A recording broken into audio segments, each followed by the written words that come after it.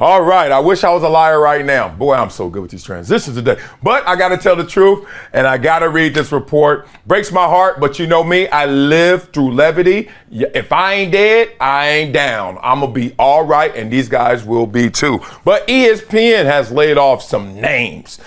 Big names in the latest round of firing. So let's just go through some of those names. Confirmed names before we get into this story and kind of highlight a few. Max Kellerman, my dog. Keyshawn Johnson, Jalen Rose. Caught me off guard with that one. Jeff Van Gundy really caught me off with that one. Susie Colbert and LaFonso Ellis. Y'all know him, the college basketball analyst that loves to smile. That is a good dude, for real. Not renewed, which is different than the layoffs and firings. Not renewed means your contract's coming up or it's up, and guess what? Hands up too. We ain't doing nothing with you, right? So that's Rob Ninkovich. Know him. Neil Everett, we discussed, and hockey legend Chris Chelios. All right. And then unconfirmed, still floating out there. You know, they got calls into their publicists or agents, I assume. Steve Young and Jay Williams. Okay, we're going to put a little focus on this one right now and start at the top and start where it all started today with Max Kellerman and Keyshawn Johnson. Now, the news isn't all bad for Keyshawn Johnson, as only a year ago, he signed a 5-year deal in the neighborhood of $18 million. And he will be able to collect all of it. All right, so while ESPN still will pay Keyshawn his money, it can write off the rest of his contract, which helps his books, impresses Wall Street. And then if Johnson wants to work somewhere else, let's say FS1, get on Undisputed, be in that carousel, whatever they got going, he's going to have to go talk to the legal department to kind of work that out, but he can do it. Now, y'all know I know Keyshawn. That's my dog. We raced each other. I smoked his ass. That's what I do. He's going to get mad when he hears this, but we've talked through this process. I knew this was coming for him, and I knew it because I know Keyshawn, and I know how to decode Keyshawn. Keyshawn, I used to look up to Keyshawn, like, you know, he's older than me. I'm talking about high school, y'all. Went to Dorsey High School, could have went to Miami, ended up going to a JC, going to SC, and setting the world on fire. I ain't never seen a receiver every single week go for 200 yards or something, right? It was just insane how he balled. #1 overall pick, big party at House of Blues. Back in the days, all Death Row Records was there. Like, Keyshawn has always been a big timer.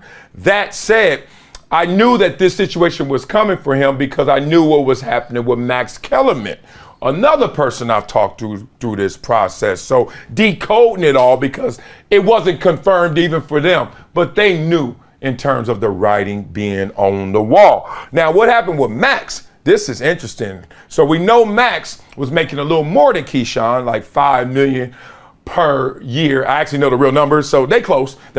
And his arc at ESPN, man, I remember the day we were doing Max and Marcellus, and he was like this Max during the break, he always talking on the phone. I don't like talking on the phone, I like texting. So he then I can hear, you know, you ear hustle. It's so funny, you're in a room with somebody and they on the phone, you might as well be on the phone with them because you're hearing half the conversation and assuming the other half, right? So I'm like, what are you talking about? Who are you talking to? And then he hung up the phone, he's like, dog. That's our code for like something big going down. And that was First Take calling him to go out there. He's like, what you think? What should I do? I was like, what? Peace. Holla at your boy, baby. We still got phones. I'll text you. You call me and we still be boys. But go get that. And he went there. But boy, when he went there, they went there on him as well. Wasn't the warmest reception as we saw on that show. So we saw it go the wrong direction once him and Stephen A connected pretty fast too. And then on First Take, he got removed, got his own show, this just in. Then all of a sudden he got the radio show. But now, being in the business, knowing that all these moving parts, that means that even if you're making your money, they're not really supporting you. That was one of the reasons I left ESPN to go to FS1 because of the movement. I was on Sports Nation, but y'all remember Sports Nation? Used to have Carissa Thompson, used to have Michelle Beadle, used to have Kerry Champion, used to have LZ Granderson, used to have Max Kellerman. You get my point?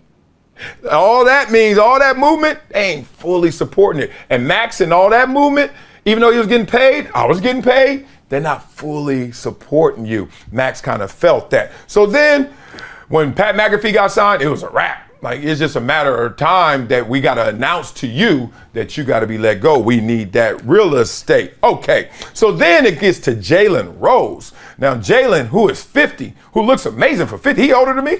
Yeah, I knew that from basketball, but not by looking at him every time. That crispy hairline he got right there. This was interesting. He was on the NBA broadcast for a decade. Really impressive because of all of the changes that the network made to that show. What did I just say, right? He had his show. Remember the show that was really good with him and David Jacoby? That got canceled at the end of last year. And then the pregame show on ESPN. And then Get Up, he was on that as well, one of the original hosts. And they said he was making around $3 million a year. And then he exited the show after ESPN decided to make Mike Greenberg the solo pilot of the program. All right, and then he got a podcast called The Renaissance Man.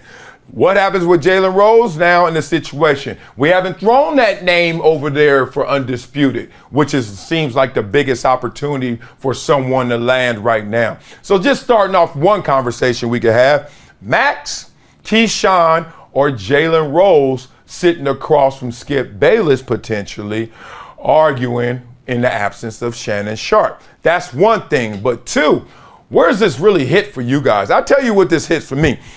The reason I'm not sad is because I got cut when I was 24 years old. No, actually 27. I was a little older. Point being, this is how the game goes. You know, big stakes, big rewards, big risk, and also big letdowns. But if you survive this with your attitude, through perseverance, you'll land somewhere else. Just think about it. Stephen A. Smith is the top dog right now.